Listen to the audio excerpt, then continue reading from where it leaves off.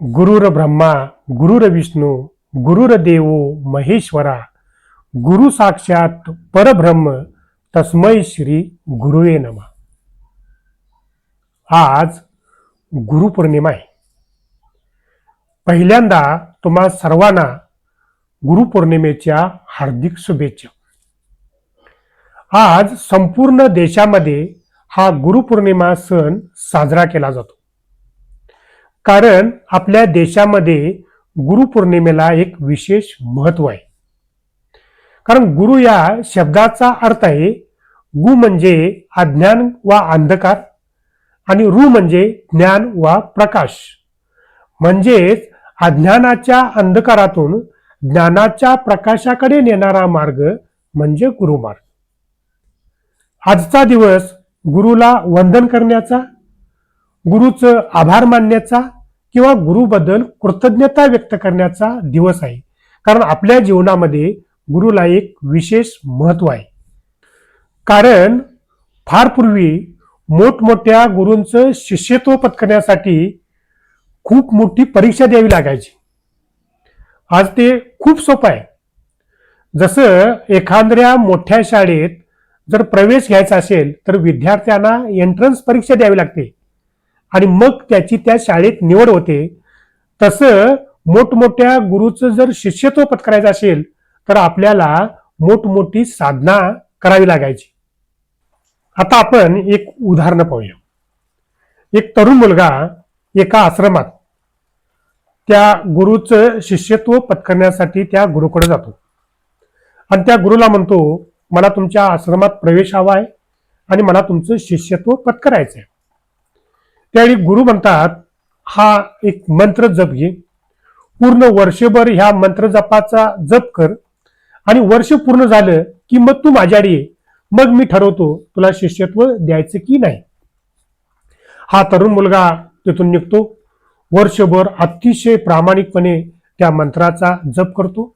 वर्ष पूर्ण झाल्यानंतर तो त्या गुरुकडे आश्रमात निघतो आणि आश्रमातून जात असताना तिथे एक शिष्या त्या आश्रमाची झाडू पोछा करत असते आणि झाडत असताना ह्याच्या अंगावर कचरा पडतो.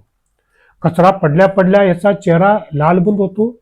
रागानं तो त्या शिष्याला शिवीगाळ सुद्धा करतो आणि मग आपलं कपडे झाडत झाडत कसा तरी गुरुकडे जातो आणि गुरुला म्हणतो, मी एक वर्षभर मंत्र जप केला, मला तुमचं शिष्यत्व द्या. त्यावेळी गुरु त्याच्याकडे बघतात आणि म्हणतात, अजून तुझी पात्रता झालेली नाही, अजून तू नागासारखा दंश करतोस, तेव्हा हाच मंत्र घे आणि एक वर्षभर हा मंत्र जप कर आणि पुन्हा ये, मग ठरवतो तुला शिष्यत्व द्यायचं की नाही ते. तो तरुण मुलगा तसा घरी येतो, पुन्हा वर्षभर त्या मंत्राचा जप करतो. वर्ष पूर्ण झाल्यानंतर पुन्हा आश्रमाकडे जातो त्या गुरुचं शिष्यत्व घेण्यासाठी. आता ह्यावेळी ती शिष्या शेणानं सडा सारवण करत असते आणि ते सारवण करत असताना शेणाचं डाग ह्याच्या कपड्यावर उडतात. त्यावेळी ह्याला राग येतो, पण हा काही बोलत नाही. मनातल्या मनात राग गिळून तसाच गुरुकडे जातो आणि गुरुला म्हणतो, मी एक वर्षभर मंत्राचा जप करून आलोय, मला तुमचं शिष्यत्व द्या. त्यावेळी गुरु त्याच्याकडे बघतात आणि म्हणतात, अजून तुझी पात्रता झालेली नाही, तू ह्या टायमाला नागासारखा दंश केला नसलास तर नागासारखा फुटकारा टाकला आहेस, त्यामुळं अजून एक वर्षभर ह्या मंत्राचा जप कर आणि मग पुन्हा ये. तो तरुण मुलगा तसाच परत येतो, पुन्हा वर्षभर त्या मंत्राचा जप करतो आणि वर्ष पूर्ण झाल्यानंतर पुन्हा आश्रमाकडे जातो गुरुची दीक्षा घेण्यासाठी. आणि आश्रमात गेल्या गेल्या त्या शिष्या एका घाण पाण्याची बादली त्याच्या अंगावर ओतली. अंगावर ओतल्या ओतल्या हा रागाला येत नाही आणि चिडतही नाही, उलट नम्र होतो, हात जोडतो आणि त्या शिष्याला धन्यवाद मानतो. मी गेले 3 वर्षे मंत्र जप करून ह्या गुरुचं शिष्यत्व पत्करायसाठी येतो, पण माझ्यातला अहंकार गेला नव्हता, पण तुम्ही माझ्यातला अहंकार घालवण्यासाठी, मला जमिनीवर आणण्यासाठी जे प्रयत्न केलं त्याबद्दल तुमचं मनापासून धन्यवाद असं म्हणतो आणि त्या शिष्याच्या पाया पडतो आणि मग आंघोळ वगैरे कपडे बदलून गुरुकडे जातो आणि गुरुला म्हणतो, मी मंत्र जप करून आलोय. त्यावेळी गुरु त्याला आपल्या मांडीवर घेतात आणि आपलं शिष्यत्व बहाल करतात. कारण ज्याच्याकडे अहंकार असतो तो गुरुचं ज्ञान घेण्यास पात्र नसतो, पण ज्याचा अहंकार संपतो आणि नम्र होतो तेव्हाच त्याला ब्रह्मज्ञान मिळतं आणि ते ब्रह्मज्ञान समजतं सुद्धा. आणि अशा प्रकारचे जे गुरु आपल्याला लाभतात त्यांची अपेक्षा तरी काय असते? तुम्ही खूप मोठी गुरुदक्षिणा द्यावी अशी अपेक्षा असते का? नाही. उलट आपल्या शिष्यानं आपण जे त्याला शिकवलं किंवा त्याच्या मनावर बिंबवलं ते त्यानं समाजात जाऊन ते वापरावं. जसं की निरंकारी मिशनमध्ये 5 प्रण आणि 3 कर्म हे सांगितलं जातात. या 5 प्रणावर आणि 3 कर्मावर आपण समाजामध्ये चाललो तर समाजात राहून आपण समाजापेक्षा वेगळं राहतो. आणि ज्यावेळी आपलं वागणं, बोलणं, राहणं किंवा कर्म बघतील त्यावेळी समाज म्हणेल की यांचा गुरु कोण.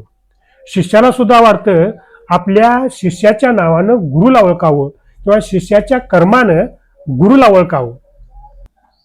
एकदा काय झालं, स्वामी विवेकानंद देशोदेशी फिरायचे आणि एकदा एका देशातनं फिरत असताना त्या देशातील एक सुट्टाबुटातली व्यक्ती स्वामी विवेकानंदांना म्हणते, स्वामीजी तुम्ही अशा एका कपड्यात का फिरता?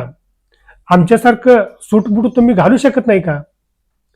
त्यावेळी स्वामी विवेकानंद त्या माणसाला उत्तर देतात, तुमच्या देशात तुमचं चारित्र्य हे तुमच्या कपड्यावरून ओळखलं जातं, तर आमच्या देशात आमचं चारित्र्य हे आमच्या संस्कारावरून ओळखलं जातं.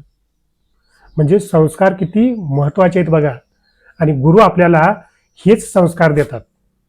शिष्यांना समजावून घेणं आणि समजून सांगणं ही दोन्ही कामं गुरुच करतात. एकदा काय झालं, एक शिष्य गुरुच्या आज्ञेनुसार बाहेर जातो आणि येते वेळी त्याला वाटेत एक पाण्याची विहीर लागते. त्या शिष्याला तहानही लागलेली असते, त्यामुळे ते विहिरीतलं पाणी काढून पाणी पितो.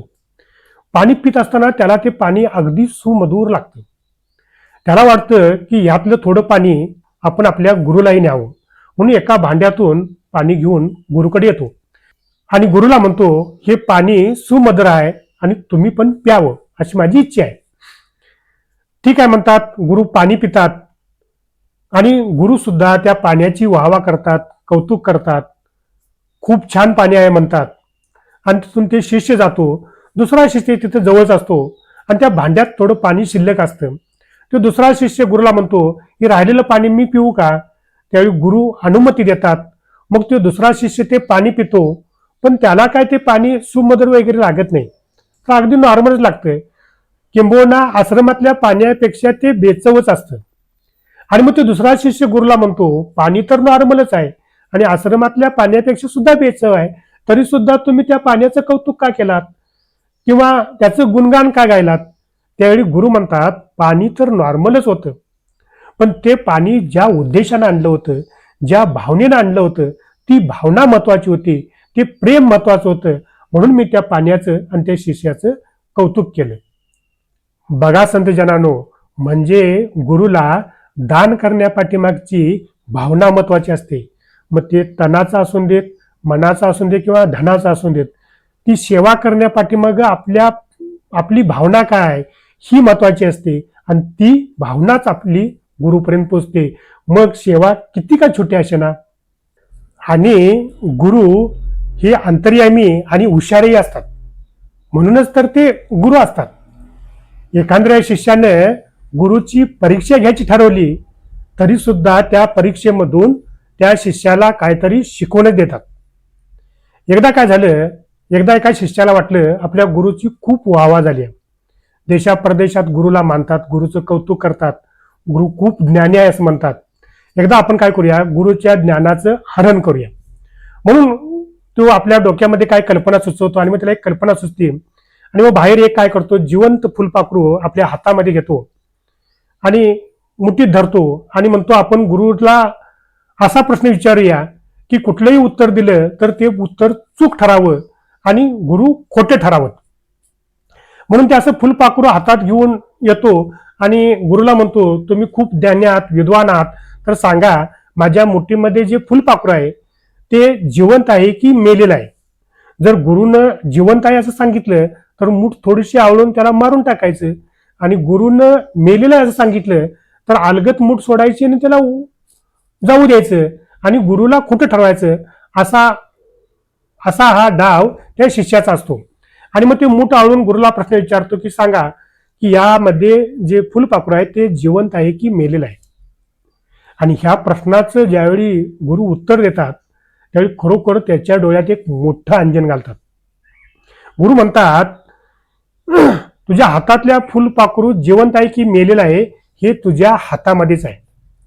तू ठरवलंस तर ते जिवंत आहे, तू ठरवलंस तर ते मेलेलं आहे. हे ज्यावेळी उत्तर गुरु देतात त्यावेळी तो शिष्य त्या गुरुला शरणी येतो आणि पाया पडून गुरुची माफी मागतो. बघा संतजनांनो, गुरु हे अंतर्यामी असतात. आपल्या मनात काय चाललंय हे सगळं गुरु ओळखतात. म्हणून गुरुने जे दिलेली साधना आहे किंवा तुमच्या आमच्यासाठी दिलेले जे 5 प्रण आहेत आणि 3 क्रम आहेत हे आपण अतिशय काटेकोरपणे केलं पाहिजेत. कारण हे केल्यानं आपलीच समाजामध्ये एक चांगला माणूस म्हणून ओळख होते. सरतेशेवटी एक मुद्दा मांडतो आणि थांबतो. एकदा काय झालं, 4 दिवसाचा सत्संग आटोपून शिष्य आपापल्या गावी जाणार असतात.